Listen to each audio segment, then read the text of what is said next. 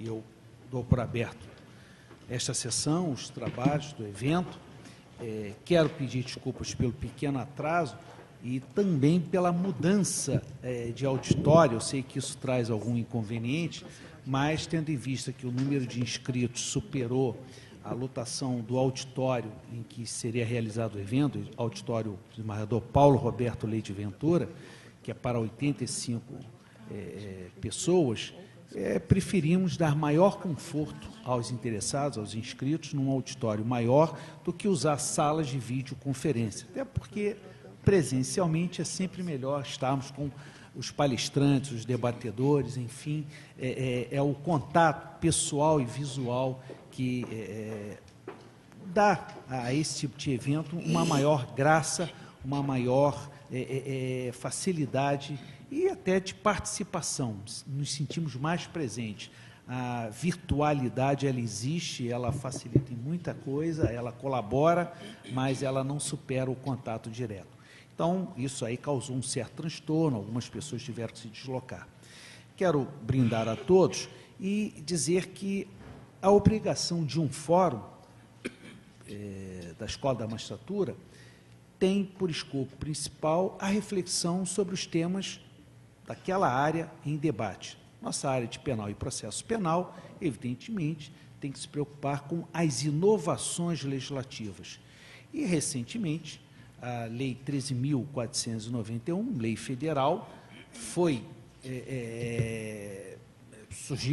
passou a viger e trazendo mudanças. É claro que é uma lei, e aqui vai ser colocado isso, que teve um primeiro objetivo em relação às Forças Armadas em missões oficiais próprias da polícia ostensiva, mas também há o ingresso de uma nova norma que altera a questão da competência da Justiça Militar, porque se refere aos crimes propriamente militares. Então, essa é uma mudança que precisa ser refletida em razão das consequências que ela trará, notadamente, para aqueles que lidam diretamente com a matéria militar, no aspecto penal e processual penal. Então, para isso, nós entendemos de convidar um profissional que bem conhece a matéria e que teve uma participação direta na elaboração da lei, também na sua contribuição, que é o professor Fernando Antônio Nogueira Galvão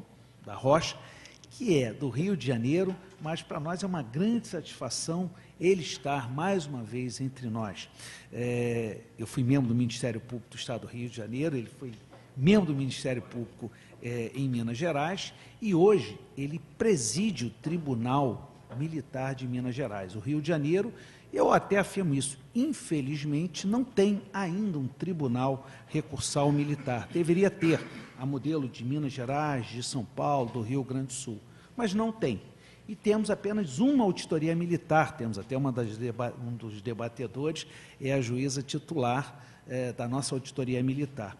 E o professor Fernando, ele vai trazer as suas reflexões sobre esse tema. O convidamos não só pelo seu histórico, rapidamente quero fazer logo a leitura do seu currículo, graduado em Direito pela Universidade Cândido Mendes, a sua experiência sempre na área de Direito, ênfase no Direito Penal, Direitos Humanos e Direito Ambiental, onde atuou como promotor nesta área, e principalmente desenvolvendo estudos no Direito Penal Militar, Direito Penal Ambiental e Direito Penal Econômico. E eu fui brindado com a sua parte geral, mais uma edição da sua obra, também já tem a parte especial, Crimes contra a Administração Pública e Crimes contra a Pessoa, né, que já está na 9ª edição. Professor associado à Faculdade de Direito da Universidade Federal de Minas Gerais, mestre em Direito pela Universidade Gama Filho, especialista em Filosofia, com pós-graduação lato sensu pela mesma universidade, já concluiu o doutoramento no programa de pós-graduação da Faculdade de Direito da Universidade Federal de Minas Gerais e, como eu disse, juiz civil porque oriundo do Ministério Público, do 5º Ministério Público, presidente do Tribunal de Justiça Militar do Estado de Minas Gerais, ocupando essa vaga destinada ao 5º Constitucional do Ministério Público. Na mesa, além do professor Fernando, a quem eu vou logo conceder a palavra, está o vice-presidente do nosso fórum, o desembargador Marcos Chute, está o desembargador federal Abel Gomes, do Tribunal Federal da 2ª Região, a magistrada juíza Alessandra Bilac Pinto, também membro do nosso fórum, e os 3 debatedores, o desembargador Luiz Noronha Dantas, o promotor de justiça Décio Alonso Gomes, que é da Auditoria Militar, e a juíza titular da Auditoria Militar, Ana Paula Figueiredo. Depois, quando iniciarmos os debates, eu falarei sobre um pequeno resumo de cada um. Assim, vamos iniciar os nossos trabalhos. Eu concedo a palavra ao doutor Fernando, mais uma vez agradecendo o espaço na sua agenda para nos brindar e refletir sobre o tema. Por favor, fique à vontade, professor. Bom dia a todos. Eu queria, não sei se está funcionando aqui, eu queria, na pessoa do desembargador Moinhos, cumprimentar a todos da mesa e agradecer essa oportunidade que me parece ser muito especial de fazer primeiras reflexões. A lei é muito jovem, né? E tem uma repercussão tão ampla que nós vivemos ainda primeiros momentos, né? E apresentar, então, algumas, digamos, premissas de raciocínio. Eu não tenho muita pretensão de resolver problemas, mas talvez provocar um pouco mais. E, nessa perspectiva, já não digamos assim, demorando, né, a iniciar, eu queria pedir, digamos, licença para usar um PowerPoint ali, de modo que talvez pudesse ser mais fácil. Não sei se ali poderia diminuir aquela luz, né? Não sei se ajuda.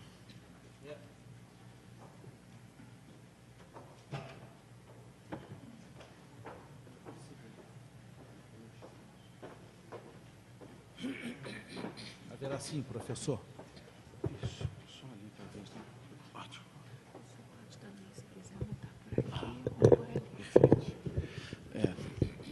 Eu já conto com a ajuda do desembargador Moinhos na apresentação, porque quando explica que eu não sou militar, e, na verdade, eu não fui militar, nunca servi o Exército, por exemplo, talvez isso faça compreender a minha maneira de pensar, que é um pouco diferente do que eu encontrei tradicionalmente no ambiente de justiça militar. E daí vocês possam dar um desconto para as provocações que eu pretendo fazer nesse momento, né? Então, como juiz civil, espera-se que eu tenha uma visão de quem, digamos, trabalhou no Ministério Público e na magistratura com uma lógica que não foi formada no âmbito de uma instituição militar, né? E talvez fosse interessante também pontuar que essa é uma alteração que, na organização judiciária de Minas Gerais, é muito importante, porque lá nós temos uma justiça especializada e a estrutura que ela possui é muito, muito boa. Então, nós tínhamos uma subutilização dessa estrutura e havia um incômodo. Quer dizer, em primeiro grau, são 3 auditorias, 6 juízes, são 10 servidores, em média, por auditoria. Acho que eu tenho que explicar um pouco isso, né? E temos um tribunal. O tribunal, então, tem 7 juízes, são 3 juízes civis, um oriundo do Ministério Público, sou eu, um da advocacia, o 5º da OAB, um juiz de carreira, que é promovido, e 4 juízes coronéis da ativa. E esses juízes coronéis da ativa são 3 da Polícia Militar e 1 do Bombeiro Militar. E é claro que a influência da instituição militar é muito presente numa estrutura que é assim, e é diferente do Rio de Janeiro, em que os recursos vão para uma Câmara onde todos são juízes ou são magistrados civis, desembargadores civis, né? E eu não estou fazendo crítica aos militares, eu digo que a estrutura é diferente. E para dar um exemplo talvez marcante, quando eu fui tomar posse como juiz civil, fui aos departamentos de pessoal e fui ao departamento de pessoal do Ministério Público. E quando eu estava na porta, já indo embora, tinha assinado os documentos, uma mocinha muito simpática falou assim: ei, moço, eu fiquei até feliz com o moço, o senhor tem carteira de promotor? Eu falei assim: tenho, eu até não costumava andar. Ele falou assim: não, o senhor me devolva. E ela me tomou a carteira. E eu percebi que a partir daquele momento eu não era mais promotor de justiça. Só que os juízes civis do Tribunal de Justiça, os juízes militares do Tribunal de Justiça Militar, que são militares da ativa, são coronéis da ativa, que fazem os julgamentos de fardão. Então, é claro, eles têm uma vinculação muito grande com a instituição militar, tem toda a formação. Então, é natural que tenhamos pensamentos diferentes, né? E a ideia é que esse colegiado possa construir melhores respostas, porque vai unir a experiência dos militares com a experiência também dos juízes civis. Quer dizer, o ponto de vista complementar que ali se forma, não é? Quer dizer, o colegiado tem essa característica para que a gente possa construir as melhores respostas. E também, no que diz respeito à especificidade de Minas, eu acredito que aqui não exista esse problema, nós resolvemos, com essa lei, problemas importantes que dizem respeito à unidade de julgamento de um mesmo fato. Isso, com certeza, acontece aqui. Então, numa só abordagem policial, eu tenho parte sendo examinada na Justiça Militar e parte sendo examinada na Justiça Comum, e muitas vezes o militar sendo condenado 2 vezes, porque uma mesma conduta é entendida como tortura na Justiça Comum e como lesão corporal na Justiça Militar, e ele tem a dificuldade de se defender nas 2 justiças especializadas. E, afinal de contas, é um contexto só, é um contexto fático só. E nós vamos avançar na perspectiva de exame desse único contexto. Mas não é só isso. Em Minas Gerais, as 2 justiças são tão próximas, mas têm dificuldade de comunicação. Na sexta-feira, última, eu assinei um termo de adesão ao Sistema Eletrônico de Execução Unificada. Veja, isso agora, do Conselho Nacional de Justiça, para que as penas aplicadas na Justiça Militar sejam administradas num sistema único, de modo que nós possamos fazer a unificação das penas, porque o militar recebe 20 anos de condenação por um homicídio, em tese, na Justiça Comum, e a Justiça Militar não sabe. E quando ela não sabe, existe toda uma série de problemas. Quer dizer, nós vamos definir benefícios e conceder liberdades, sem saber o que acontece na Justiça Comum. Então, quando nós reunimos na Justiça Militar a maior parte, digamos, dessas situações de imposição de pena, nós vamos ter a facilidade na gestão. Agora, ainda fica a questão do homicídio. Quer dizer, em Minas Gerais, nós precisamos ter uma comunicação da Justiça Militar com a Justiça Comum, porque penas importantes são aplicadas, vão passar a ser aplicadas, continuar sendo aplicadas na Justiça Comum, e é necessário fazer a unificação.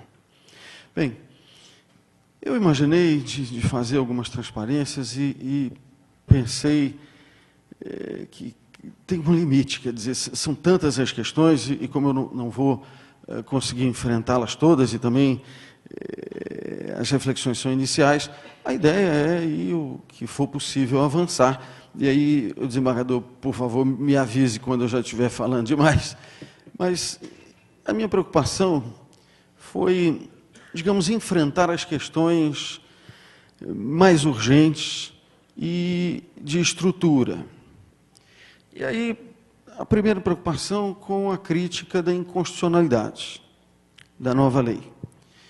E dois argumentos estão sendo muito, digamos, utilizados, e me parece que eles não nos permitem chegar a essa conclusão de inconstitucionalidade.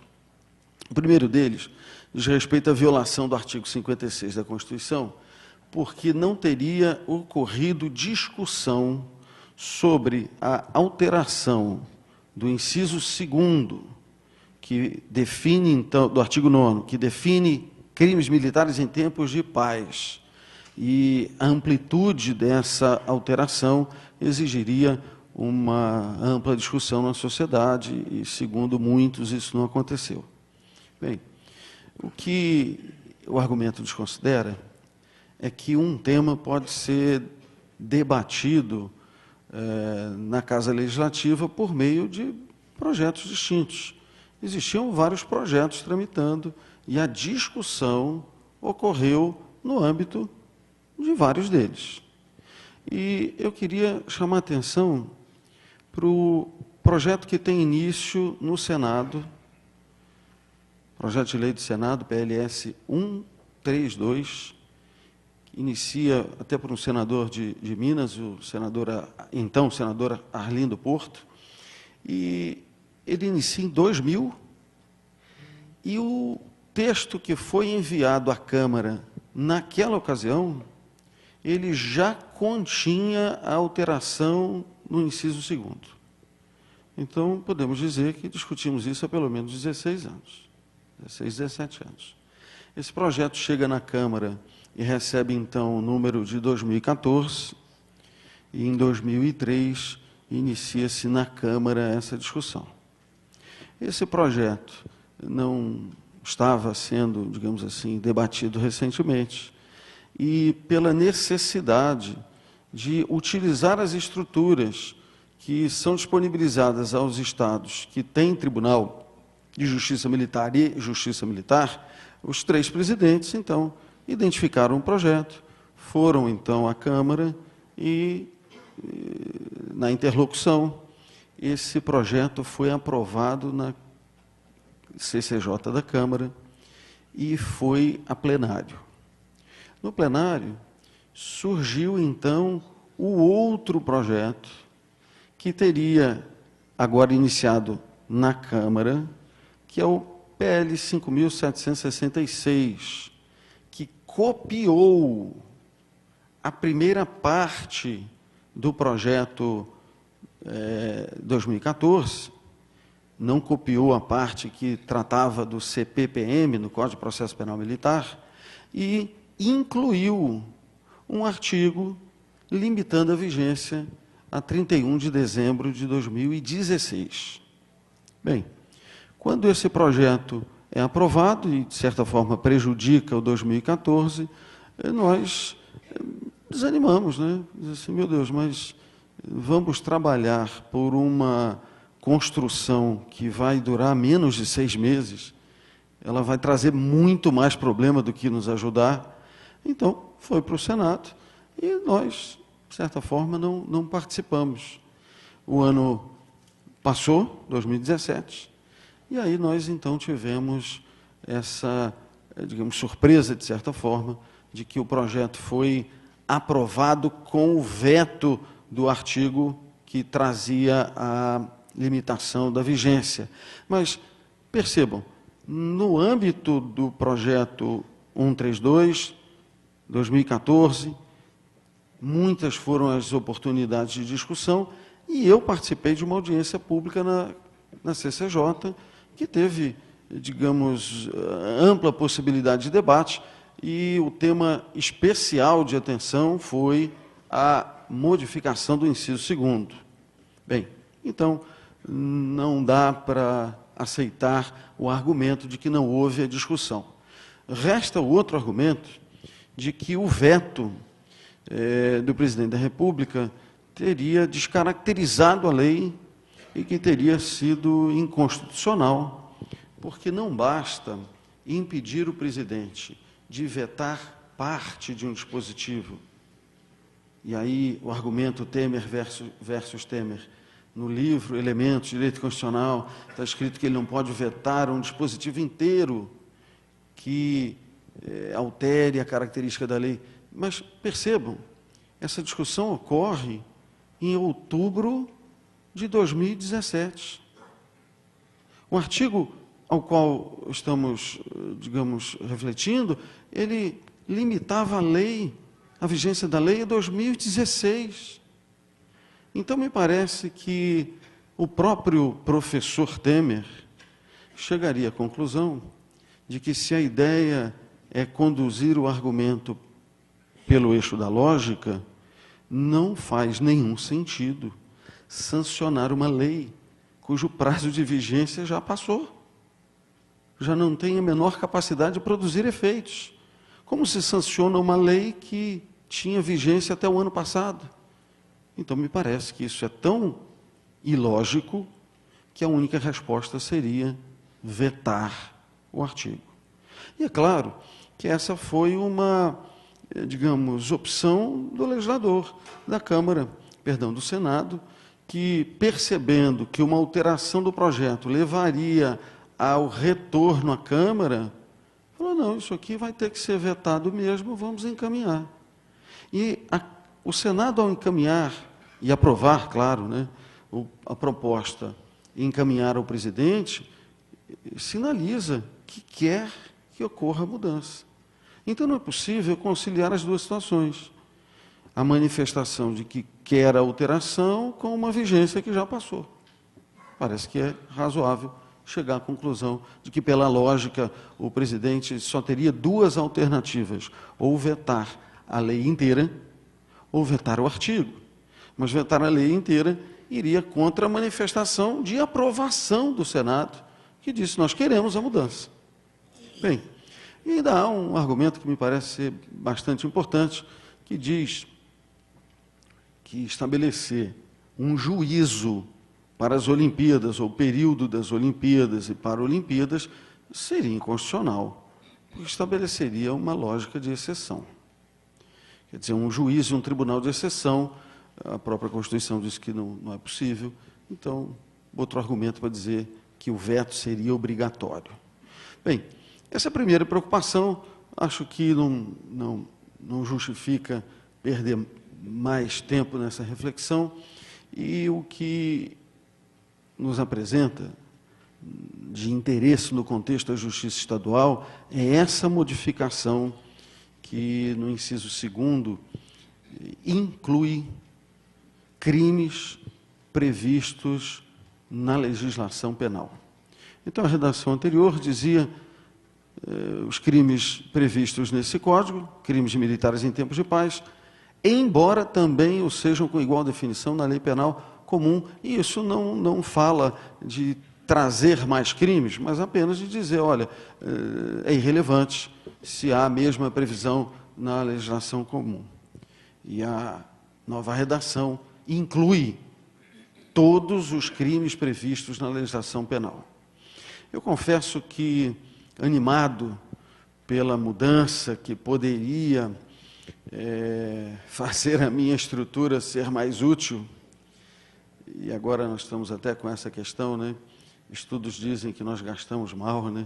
Gastamos muito, né? Então, há muito dinheiro envolvido nisso, né? Uma estrutura excepcional da Justiça Militar de Minas Gerais, produzindo muito pouco.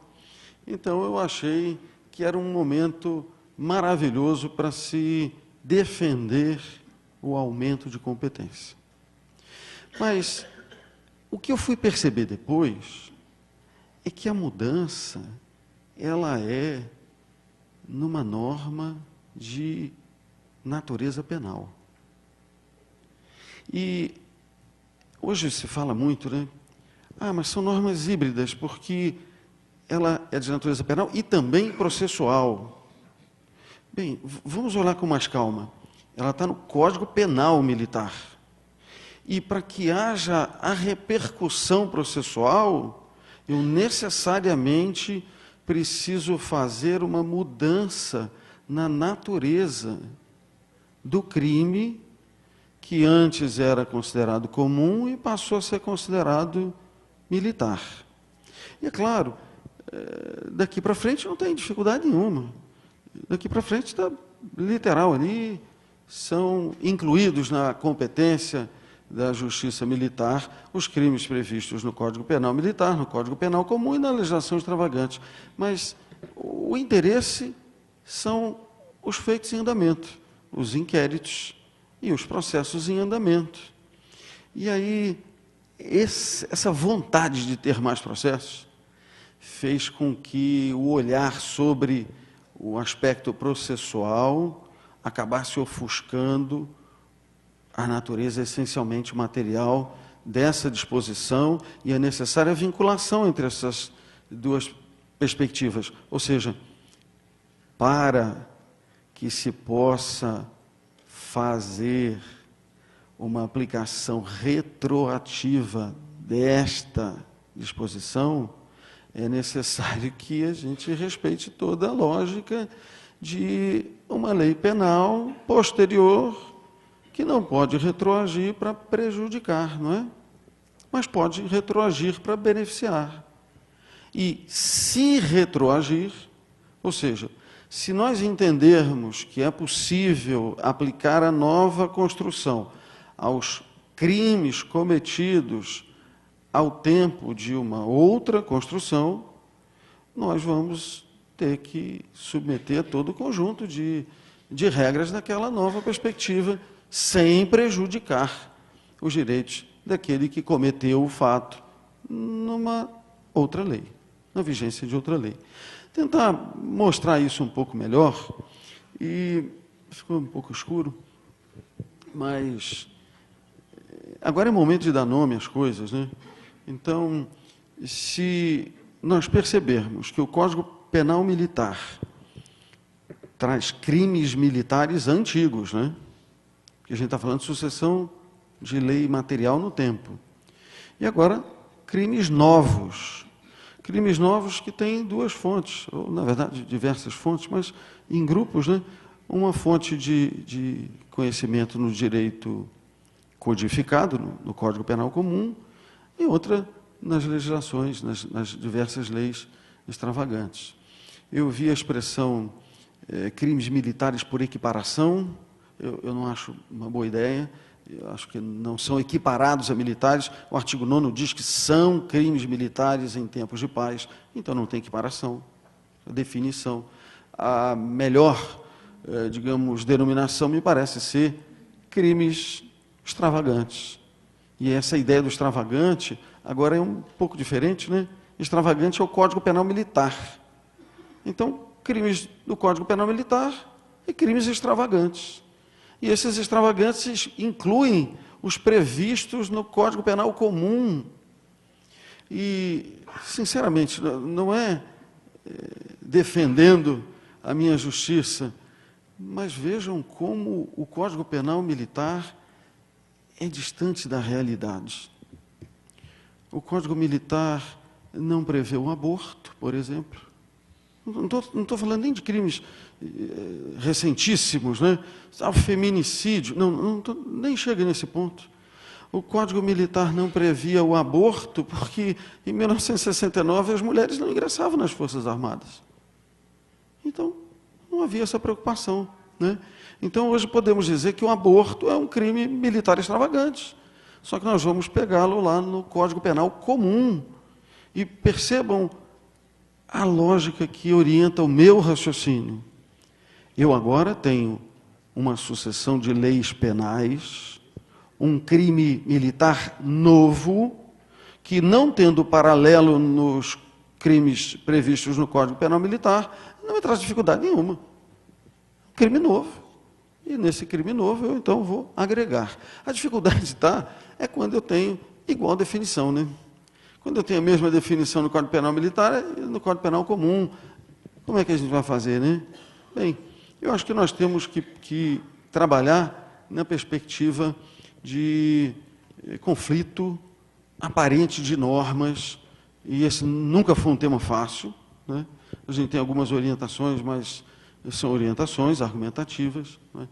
E os crimes militares, eu transcrevi ali as alíneas, só para que todos nós pudéssemos nos lembrar que a tipificação do crime militar é um pouco mais complexa, né? Porque matar alguém nas condições do artigo 9º. Então, isso faz parte da definição, não é simplesmente matar alguém. Não é? E aí, dentre aquelas, né, são todas vinculadas ao interesse de preservação da qualidade dos serviços prestados pela instituição militar, a que mais chama atenção é por militar em serviço. Não é? Então, isso faz parte da definição do crime militar. Então, para tipificar, eu preciso fazer essa combinação. É matar alguém, sendo que o autor é militar em serviço. É uma das hipóteses ali do inciso 2º do artigo 9º. Bem, então nós temos esse contexto de crimes novos e crimes antigos. E alguns desses crimes novos não têm nenhuma correspondência. Então nós estamos agregando novas perspectivas. E, sinceramente, a sensação que eu tenho é que eu não consigo vislumbrar, num primeiro momento, aonde isso pode chegar. Ontem, na verdade, antes de ontem, né, eu acompanhei o evento, mas eu fiz uma participação na segunda-feira, o professor Renato Brasileiro, que é promotor de justiça militar, disse assim, não, mas algumas exceções a gente tem que fazer ali. E ele, com muita razão, disse assim, não incluem nesses crimes novos crimes que são da competência de outras justiças, e isso está muito claro, como, por exemplo, a justiça eleitoral. E aí, se o moço é militar e está tentando ser candidato, ou seja, qualquer situação que encosta na justiça eleitoral, claro que não chega ali, o alcance não vai até esse ponto, mas ele diz assim, e também não quando nós tivermos a definição de competência em outras leis. E aí eu fiquei meio na dúvida, não me convenci, porque ele usou os exemplos da lavagem de dinheiro e dos crimes contra o sistema financeiro. Claro, se o crime é de competência federal, está na Constituição, não é a lei infraordinária que vai mudar essa competência. Se é da competência da Justiça Eleitoral, federal, não tem.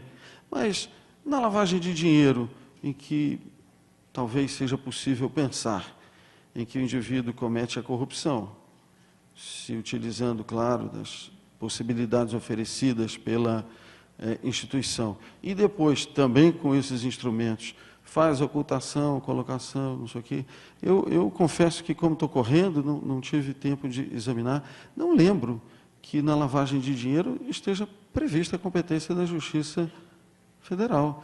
E se tivesse só lá na lei de lavagem de dinheiro, eu teria um problema, porque são duas designações em lei. Porque quando é na Constituição não tem dificuldade nenhuma. Então é claro que a Constituição divide a questão que é da competência da Justiça Eleitoral, da Justiça Federal e da Justiça Militar. Agora, a lei não pode dar um drible, né, nessa história e fazer com que algo mude do plano normativo constitucional.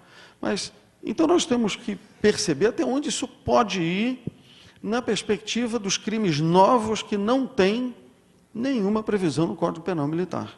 Porque, de uma hora para outra, nós estamos falando de incluir a legislação penal toda, né? Crimes previstos na legislação penal toda.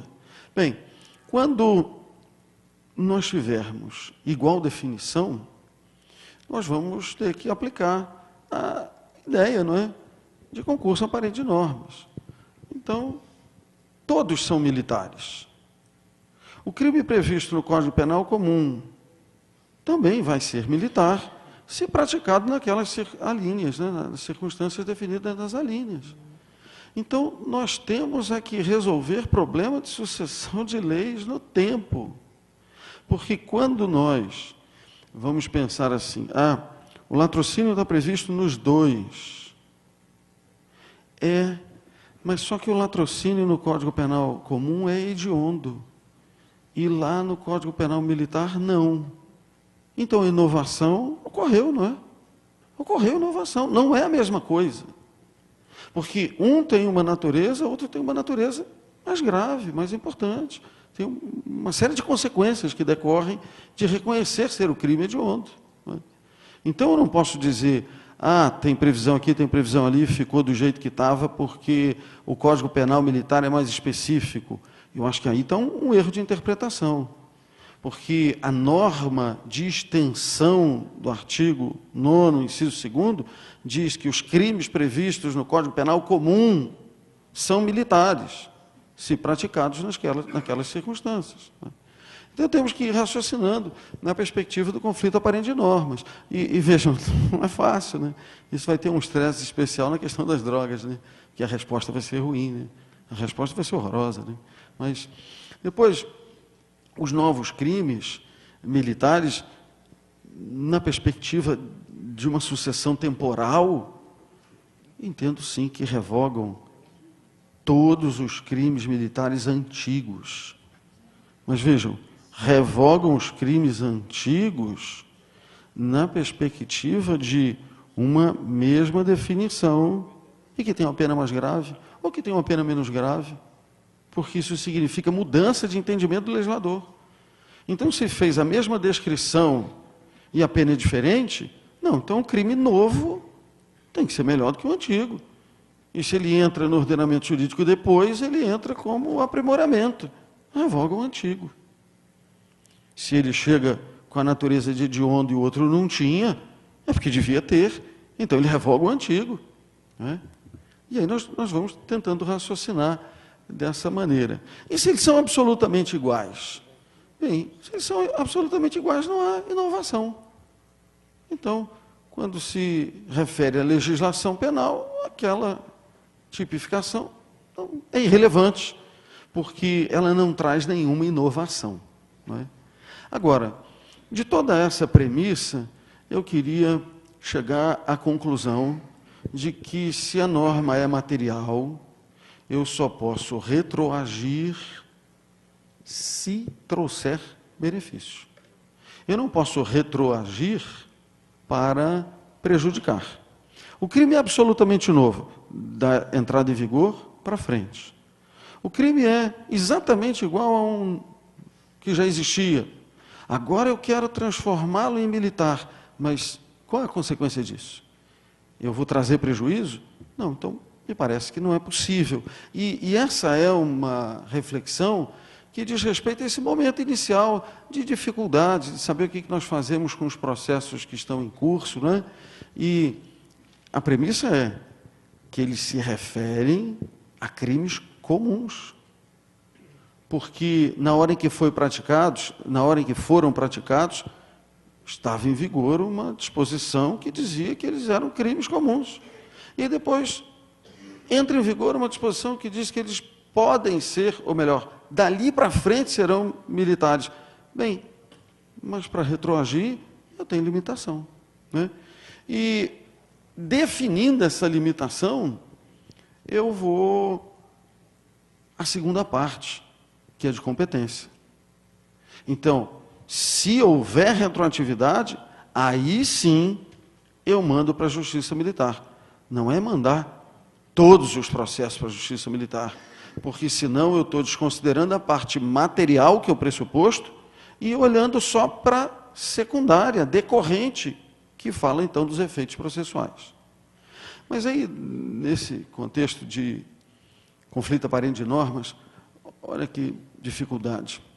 O artigo 290 do Código Penal Militar fala de crime de drogas, fala de uso e de tráfico ao mesmo tempo, mas lá está escrito assim, em lugar sujeito à administração militar.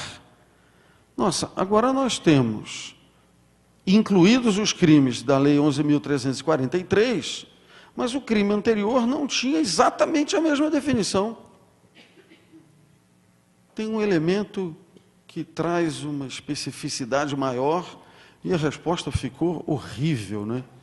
Então, agora, traficar drogas dentro do quartel é menos grave do que traficar fora. Para ser sincero, olha, a pena máxima do 290 é a mínima do tráfico lá na 11.343. Então, a resposta não está boa, nós vamos precisar fazer ajustes, e acho que esses ajustes devem ser legislativos, não é? Porque na estrutura existe lá uma especificidade, em lugar sujeito à administração militar. É como se o legislador dissesse, olha, nesse caso específico eu quero essa resposta. Só que a resposta ficou desproporcional, a resposta ficou ruim. Então, dentro do quartel é mais brando do que fora, o que me parece ser, evidentemente, um absurdo, e a ideia não era essa. Mas vejam outros casos, e a ideia é não prolongar nessa perspectiva, que eu queria fazer outras provocações. Mas, percebam, o Código Penal Militar, no artigo 206, fala em homicídio culposo. O Código de Trânsito Brasileiro, no 302, fala em homicídio culposo praticado na direção de veículo automotor. Me parece que os dois tipos coexistem muito tranquilamente. Eu tenho uma norma geral no CPM e uma norma específica no Código de Trânsito Brasileiro. Vejam agora a situação de um novo crime militar mais complexo, mais completo. O artigo 308 do CPM fala em corrupção passiva e não incluiu a conduta de solicitar. E aí eu ouvi lá no MP alguém dizendo assim, não, no Conselho Nacional do Ministério Público, alguém dizendo assim, não, então a gente pega uma parte do 317 do Código Penal e outra parte do 308 do Código Penal Militar. Essa solução não parece boa, não é? Eu tenho dois tipos, um é mais completo do que o outro, eu tenho a revogação do menos completo, né? Me parece. Essa é a primeira impressão. Então, agora nós teríamos que ter o crime militar previsto no artigo 317 do Código Comum, combinado com o artigo 9º, inciso 2º, a linha tal do Código Penal Militar. Talvez essa seja uma oportunidade para eu expressar essa ideia que me parece importante.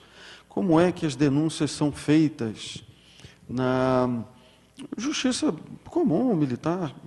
Nós, quando precisamos fazer a menção a um crime omissivo impróprio, nós dizemos, o artigo tal, combinado com o artigo tal, que faz a construção da omissão imprópria, não é? Acho que aqui vai ter que ser feito do mesmo jeito. Então, eu tenho artigo 317 do Código Penal, combinado com o artigo 9º, inciso 2º, uma das alíneas. Aquela linha lá do serviço e tal. E eu fiz essa colocação, e aí uma promotora falou assim, mas o réu se defende dos fatos e não precisa dizer isso. Eu digo assim, olha, está certo, ele se defende dos fatos. Mas o que é a denúncia? A denúncia é uma petição inicial. E a petição inicial tem uma causa de pedir e um pedido, não é? Então, a causa de pedir qual é? No dia tal, às tantas horas, cometeu esse fato. E qual que é o pedido? E a acusação é imputação, mas pedido de condenação, não é? Então, a acusação vai dizer, quero que se aplique pena com base nesse dispositivo. Então, tem que indicar qual é o dispositivo, porque é com base nele que o juiz faz a delimitação, né, os objetivos, perdão, os limites da coisa julgada. Não é possível pedir para condenar por uma coisa e simplesmente condenar por outra, né? Nós vamos ter que fazer essa correlação entre acusação e sentença. Então, na acusação tem que ter, sim, a indicação de o que você está querendo, e o que você quer é um pedido com base em uma lei determinada. Bem, mas, então, as premissas são essas, né? A modificação é uma regra de direito material, que muda a natureza do crime, que no momento que foi praticado, porque é esse o objeto de interesse, né? Daqui para frente não tem dificuldade. A questão são os crimes que estão sendo apurados, né? Ou por inquéritos ou por processo ainda. Eu tenho que trabalhar com essas duas premissas, né? Irretroatividade da situação prejudicial e retroatividade da situação benéfica. Bem, apurar isso aqui não é uma coisa muito simples, né? Até minha transparência não ficou boa ali, né? Mas me parece que uma visão sistêmica levaria à conclusão de que, se nós reconhecermos o crime como militar, a referência à parte geral do Código Penal militar. E essa é outra questão que também daria aqui horas de discussão, né? Como tem um ordenamento jurídico com duas partes gerais? Então, assim, essa ideia de parte já indica que não é todo, né? Mas é parte em relação especial, né? Então, assim, no sistema, uma parte é geral e outra parte é especial. Agora, como é que eu tenho duas partes gerais? Então, elas não são gerais, né? Elas são parciais também, né? Mas o artigo 12 está dizendo assim, olha, aplica-se a parte geral do Código Penal, salvo disposição expressa em contrário. E aí tem um conjunto de disposições em contrário. Só que esse conjunto de disposições em contrário não sofre uma atualização como deveria, e nós vamos fazendo algumas adaptações. E vejam, algumas adaptações à cultura militar resiste. E resiste com argumentos que me parece que não são muito bons. Aí eu já começo talvez a incomodar um pouco quem me escuta.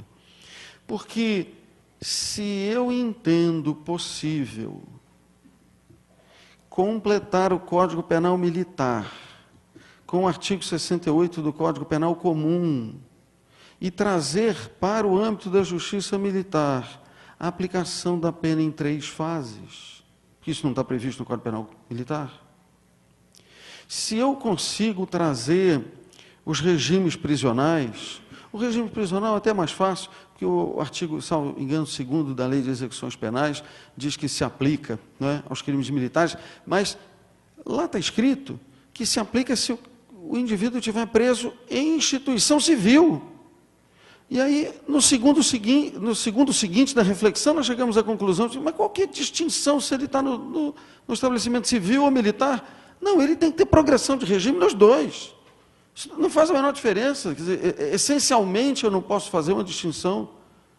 Aí alguém diz assim, mas como que no quartel o indivíduo vai ter progressão de regime? Porque a lógica do quartel... Eu digo assim, mas a lógica do quartel não é incompatível. Eu fui corregedor da Justiça Militar e fizemos lá uma regulamentação. E, entre outras, eu coloquei o direito de visita íntima, que está na Lei Estadual de Execução Penal de Minas Gerais. E aí o militar surtou, falou assim, mas como o senhor está querendo transformar o quartel num motel? Eu falei, o senhor me entendeu completamente mal, né? Eu só estou querendo dizer que o preso militar tem os mesmos direitos que o preso civil. Se o preso civil pode encontrar com a mulher dele, por que o preso militar não pode? Ah, não, mas o quartel não tem essa condição. Eu digo, o senhor cria a condição. Porque eu não posso negar o direito porque eu não tenho a condição, né? Então, percebam, em algumas coisas nós aceitamos, em outras não. E o argumento que serve para incorporar algumas novidades da parte geral tem que servir para incorporar todas. As possíveis, não é? Não é possível a substituição da pena privativa de liberdade pela restritiva de direitos. Por quê que não é possível? É possível por quê? Incompatível com a lógica militar? Eu digo, não consigo entender isso. E percebam, talvez um argumento do veto do Tribunal de Exceção faça com que a gente retome a reflexão sobre alguns elementos da cultura, não é? E, desembargador Moinhos, eu não sei se isso já lhe foi posto. Quando eu cheguei na Justiça Militar, eu vi uma das coisas mais impressionantes, assim, essa sucessão de coisas. A primeira dizia assim, porque o Clemenceau, o ministro francês, ele é dito que, ao lado da sociedade civil baseada na liberdade, existe uma sociedade militar baseada na hierarquia e disciplina. E o juiz das liberdades não é o mesmo juiz da hierarquia. Eu falei, gente, aí eu tenho que escolher? Não, porque se eu tiver que escolher, eu vou ser o juiz das liberdades, né? Mas a premissa do raciocínio me parece estar errada. Nós só temos uma sociedade que é brasileira. E nessa sociedade brasileira, pelo menos a Constituição que eu leio, está escrito isso. E nessa sociedade tem muitas funções e expectativas diferenciadas. Mas isso não significa estabelecer um juízo de exceção que sempre traz um prejuízo para o servidor militar. Me parece isso inconstitucional. Como o pior que eu tenho ouvido. Como a gente precisa, né, de legitimação, então os colegas lá muitas vezes dizem assim, não, porque a justiça militar é mais rigorosa, porque o militar prefere ser julgado na justiça comum e não na justiça militar. Eu digo assim, gente, mas vamos pensar 2 minutos, porque se eu digo que a justiça é rigorosa, ela não presta, ela não é justiça. Ela não pode ser justiça rigorosa, ela é justiça. Se ela tem um desvio de maior rigor, ela deixou de ser justiça. E quando eu digo que a nossa justiça é mais rigorosa, olha a grosseria. Eu estou dizendo que a comum não é, né? Então, a justiça comum tem um desvio para menos, né? Nós temos um desvio para mais e a justiça comum tem um desvio para menos, né? Então, o discurso é horroroso. Quer dizer, a justiça tem que se esforçar para ser justa, não é? E aí o nosso desafio. Mas o fato é esse. Nós temos a possibilidade de completar o Código Penal Militar na sua parte geral com construções da parte geral do Código Penal Comum. E isso tem sido feito e ninguém tem achado ruim. Agora, com relação a algumas coisas, não se tem aceito com base na lógica da proteção exclusiva da hierarquia e disciplina. Vou tentar voltar a esse tema depois. Mas, percebam, se o crime é militar, ele se submete ao Código Penal Militar na sua parte geral, ainda que seja extravagante, e se submete às regras do Código de Processo Penal Militar também, não é? Porque esse é o conjunto, o sistema vem esse pacote, né? Não dá para dizer, mas os crimes que estão previstos no Código Penal são sujeitos ao Código Penal Comum, o processual penal comum. Mas que construção é essa? Não tem jeito. Nós também temos um Código de Processo Penal Militar. E esse Código de Processo Penal Militar não sofreu alterações, mas ele vem junto no pacote. E nós temos o mesmo problema. Eu vejo com muita felicidade a percepção de que um sistema acusatório exige que o réu seja interrogado por último, para que ele saiba o que foi produzido contra ele, não é? E aí, nós hoje, sem dificuldade nenhuma, temos uma norma no CPPM que diz que o primeiro ato seria o interrogatório do réu, e nós, então, incorporamos o avanço do Código de Processo Penal Comum. Nós também incorporamos a proibição de condenação com elementos exclusivamente produzidos no inquérito, mas eu tenho até alguma vergonha de falar, que eu fico pensando assim, será que isso é só no meu estado? Não entendo por que nós prosseguimos o processo contra réu citado por edital e que não aparece. Isso parece ser, assim, medieval, não é? Mas isso acontece. Não, o CPPM não prevê a suspensão do processo do réu citado por edital. Eu digo assim, mas isso é lógico que eu não posso prosseguir com um processo contra quem não consegue se defender. E nós já percebemos isso, mas não se incorporou isso na prática. Eu não sei como é que é aqui, às vezes algumas das críticas não se aplicam, mas isso me dá um desconforto profundo, como que eu lá no meu estado sou sempre voto vencido, porque isso tem uma nulidade evidente, porque eu não posso prosseguir contra um indivíduo que não tem condição de se defender.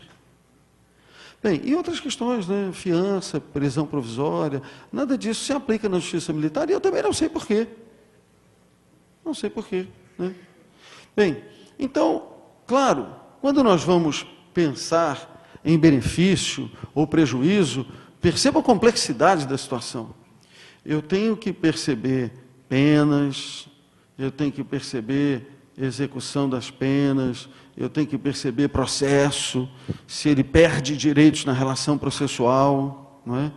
Me parece que eu não poderia, existindo um sistema, deixar de reconhecer um prejuízo que seja de natureza processual, para impedir a retroatividade da consideração do crime militar.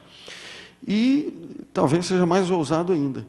Mas parece que não tem outro jeito. Não é possível trabalhar com a lógica formal. Quer dizer, eu vou ter que perceber o prejuízo do lugar que eu estou trabalhando. Então, não, aqui nós complementamos o Código de Processo Penal com esse instituto, se não complementamos com aquele, então ele vai ter prejuízo. Por exemplo, lá em Minas Gerais, nós aplicamos transação penal há mais de 10 anos na Justiça Militar. E, estou falando nesse tema, né? Na nossa polícia não é um bando armado. A nossa polícia não está sem controle só porque aplicamos a transação penal. Esse argumento tem um problema de investigação empírica. Nós aplicamos mais transações do que condenações. E nem por isso a polícia desandou. Então é possível até usar outro argumento, mas não de que a polícia vai... São argumentos assim meio espetaculosos, né? Vai virar um bando armado, não sei o quê. Isso é um pouco exagero. E a experiência está dizendo que não é assim. Bem, então eu tenho que considerar isso. Se for para uma justiça onde predomina o entendimento de que não cabe a transação penal, tem prejuízo. Se for para uma justiça em que predomina o entendimento de que cabe, bem, nesse particular já não tem prejuízo. Caberia aqui, caberia ali também. Né? Mas um benefício, e percebam, são primeiras reflexões, eu acho que ainda precisamos aprofundar muito, né? Mas uma das primeiras perspectivas que vi de benefício foi o da prescrição. A prescrição no Código Penal Militar não sofreu as alterações que sofreu o Código Penal Comum e me chamam a atenção o período mínimo de prescrição, que no Código Penal Comum passou a 3 anos e no Código Penal Militar continua em 2. Então, num caso concreto, talvez seja muito interessante reconhecer, percebam o raciocínio, reconhecer a possibilidade de retroatividade da lei material. Como consequência, deslocar para a Justiça Militar. Lá, reconhecer o Instituto Material da Prescrição. Esse caminho. A prescrição na Justiça Militar, ou no Código Penal Militar, ainda tem outra característica interessante, que eu não sei como é o entendimento predominante aqui, mas lá é possível a prescrição retroativa. A prescrição retroativa tem uma referência expressa no Código Penal Militar e uma referência que foi interpretada, me parece que com confusão, do Código Penal Comum. Porque a Lei 12.234, não é na exposição de motivos, no caput do seu primeiro artigo, diz assim, altera-se o artigo 110 do Código Penal para acabar com a prescrição retroativa. E aí, na redação, diz assim, não poderá nesse período. Mas aonde diz que poderá em outro período? Não poderá nesse período quer dizer que poderá em outro. E o discurso dos advogados costuma ser o discurso prevalente, né? Não, só está dizendo que não cabe nesse período, então cabe no outro período. Bem, mas é só ler a lei de origem. A lei de origem, 12.234, diz que não cabe mais prescrição retroativa. E a lei está lá em vigor ainda. Bem, mas na justiça militar tem previsão expressa ainda de prescrição retroativa, e isso pode ser bom. Bem, nós temos uma outra questão que se apresenta, talvez, para a nossa reflexão. Quando nós incorporamos outros crimes, e agora são militares, eles vêm com toda a regulamentação, inclusive da ação penal que é necessária a sua apuração. E lá na Lei 9.099, nós temos, e vejam como é interessante isso, o crime de lesão corporal está no Código Penal. A ação penal, a ele relativa, está prevista no Código Penal. A Lei 9.099 poderia ter dito assim, acrescente-se um parágrafo no artigo 129 do Código Penal, para dizer que precisa de representação. Ela não disse isso. Ela disse, fora, né? na legislação extravagante tem a previsão. E nós não achamos ruim, nós complementamos. Ah, tudo bem, o crime está aqui, a parte geral está aqui nesse estatuto, mas nós entendemos que tem uma exceção fora e está tudo tranquilo, não tem problema. Né? Bem, agora nós temos uma inovação. Agora eu tenho um crime novo militar, que é o crime de lesão corporal leve, que existe uma oportunidade para juízo de conveniência, oportunidade de conveniência da vítima, que é a representação.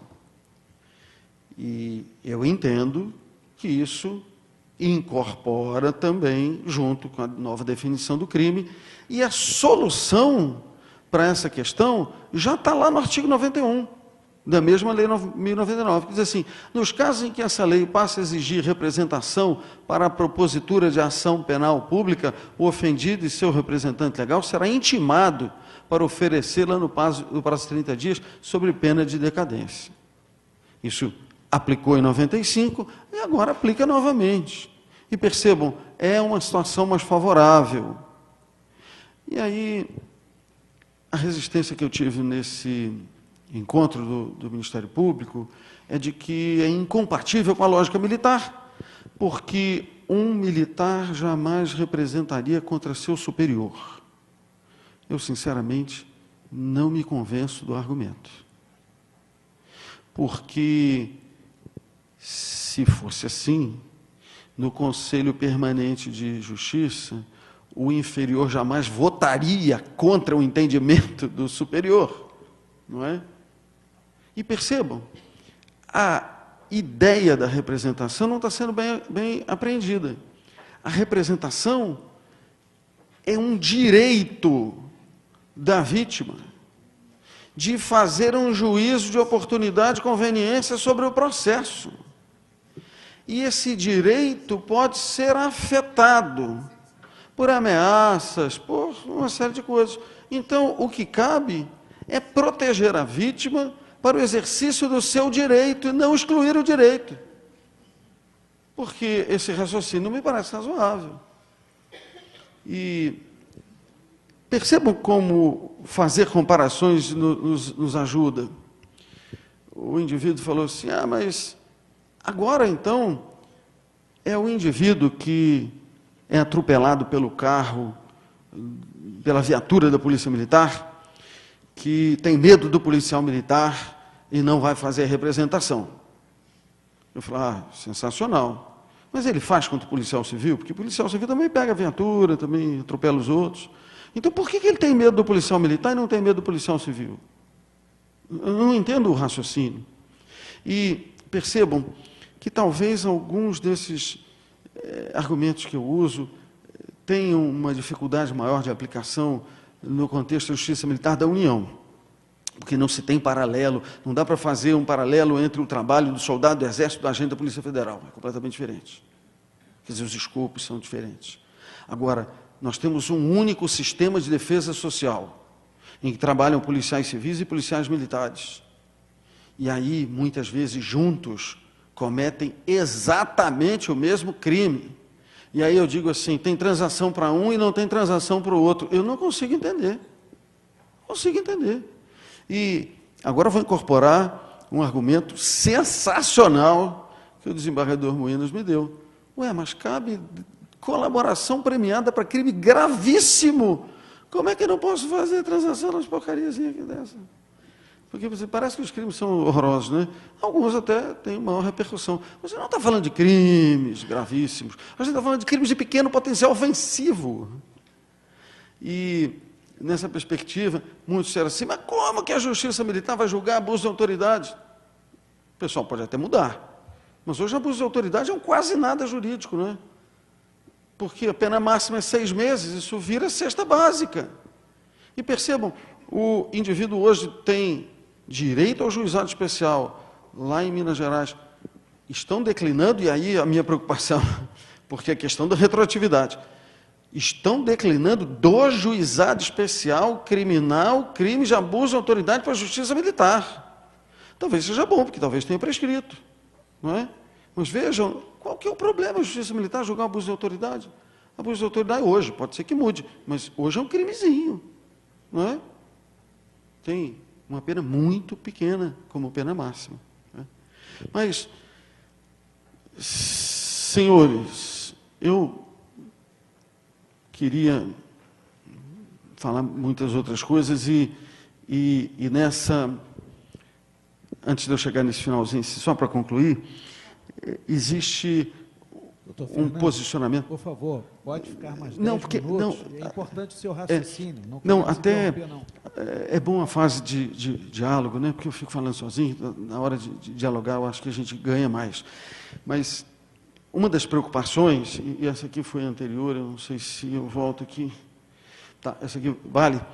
Se houver a ideia da retroatividade, nós temos um referencial que eu também não estou muito bem convencido, mas existe. A posição dos tribunais superiores, do Supremo, é de que, reconhecida, no caso, a natureza militar daquele fato, então, que foi praticado antes da nova lei, no caso concreto, se houver sentença, a sentença fixa o juízo natural, e aí nós não poderíamos deslocar a competência. Só deslocaria antes da sentença. Eu, assim, talvez tenha mais dificuldades do que os outros, mas eu não entendi a lógica do raciocínio, porque a questão do juízo natural é muito clara. Nós só não decidimos quando é que ele é fixado. É antes do crime, é antes do julgamento, antes do julgamento de primeiro grau, antes do julgamento de segundo grau, porque essa que é a questão. Então, se nós decidirmos o juízo natural pelo momento do crime, quer dizer, tem que ser antes decidido qual é o juiz, se eu entender que esse princípio é absoluto, ele não vai mudar mais, não tem retroatividade de jeito nenhum, ou ao contrário, uma solução esquisita, né? Eu vou dizer que ele é crime militar, mas não posso deslocar a competência, ele vai ser julgado na justiça comum, e a gente vai criando os absurdos, né? Porque eu tenho um outro problema constitucional, é que a competência é definida na Constituição. Então, como é que a justiça comum julga crime militar? É o mesmo absurdo de dizer que a justiça militar julga crime comum. Como assim? Então, eu tenho o princípio do juiz natural, desafiando ponderação com o princípio da competência absoluta, né? Mas, bem, eu assim, realmente, só para fechar, eu queria fazer essa provocação que, na verdade, é uma angústia minha. E aí eu venho dividir com todos. Eu penso que o direito penal militar, por todas as indicações que faz, seja na sua parte especial, que é dividida em capítulos referenciados a bens jurídicos diversos, seja agora que incorpora leis novas e vamos ter crime militar ambiental, crime militar de licitação, crime militar de muitas e muitas perspectivas diferentes. Eu não posso ter um discurso único de que o crime militar sempre e essencialmente ofende hierarquia e disciplina. Não. A Constituição está me dizendo que hierarquia e disciplina são pilares de organização das instituições militares. E percebam, nem para as instituições militares a hierarquia e disciplina é fim. A hierarquia e disciplina é meio. E aí para as polícias, meio para se organizar melhor e preservar o direito do cidadão à segurança pública. O sistema de defesa social é vinculado à segurança pública no 144. As instituições militares, o fim é proteger a soberania nacional, a integridade do território, etc, etc. As Forças Armadas não têm como fim a preservação da hierarquia e disciplina. Então, percebam, até para as instituições militares, a hierarquia e disciplina é um meio de organização, e que tem como escopo o melhor trabalho, a melhor organização, a melhor prestação de serviço. E, basicamente, quem tem que velar por isso é a corregedoria, não é a justiça. A justiça tem compromisso com a Constituição e com as leis. E, claro, isso é uma expressão muito abrangente. Lá na Constituição, o que ela tem que observar é os direitos fundamentais do servidor militar. É isso. Então, o Poder Judiciário não tem compromisso com a hierarquia e disciplina. Ele tem compromisso com os direitos fundamentais do servidor civil, do servidor militar, de quem não é servidor, de quem é concebido, mas não é nascido. Quer dizer, a construção é bem mais abrangente. E o próprio Código Penal Militar dá essa indicação. Ou seja, eu tenho tipos que são agrupados conforme o bem jurídico predominante. Então, se a gente está falando de homicídio, e pode ser de militar contra militar, o bem jurídico predominante é a vida. Não dá para chegar a conclusão diferente, né? E eu tenho muita preocupação com isso, porque deslocar o foco de atenção para a qualidade do serviço prestado pela instituição militar, que tem como destinatário o cidadão, a sociedade, para a hierarquia e disciplina, cria um sistema de exceção, que é voltado só para dentro dele mesmo, para a sua autopreservação. As polícias, corpos de bombeiros, exército, marinha, aeronáutica, são instituições democráticas. Elas servem o povo. Elas não podem se servir e criar, digamos, cápsulas ou ilhas de proteção que só pensam para dentro. Não parece ser possível. E com base nessa premissa equivocada, aí nós vamos tirando as consequências que me parece que são graves para a vida do servidor militar. E percebam como isso desafia um exame de complexidade em diversos aspectos, para levar o olhar um pouquinho para distante dos problemas criminais. Será que é possível entender que um regime de previdência seja igual para todos os indivíduos do país, sendo que uns, porque servem no exército, ficam 4, 5 meses numa área de fronteira, que quando acaba o serviço, ele entra numa barraca e dorme lá, ele não volta para a casa dele, ele não vê a família dele há meses, ele fica lá à disposição do Estado brasileiro numa área de fronteira.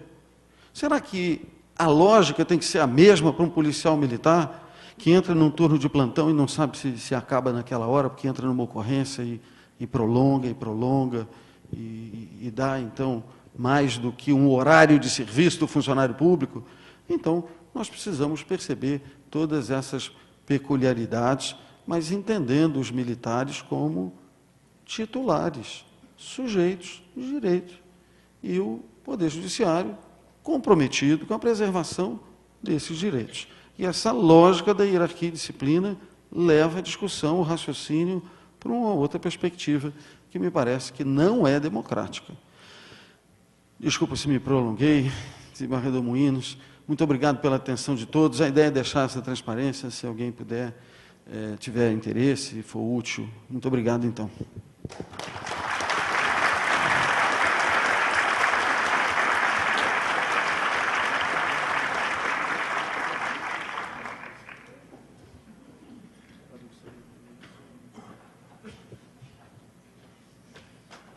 Antes de passar a palavra ao primeiro debatedor, que será o desembargador Luiz Noronha, eu quero dizer que eu tenho a impressão que a escolha do doutor Fernando, professor Fernando, do juiz Fernando Galvão, foi muito acertada. E ela derivou de uma feliz coincidência.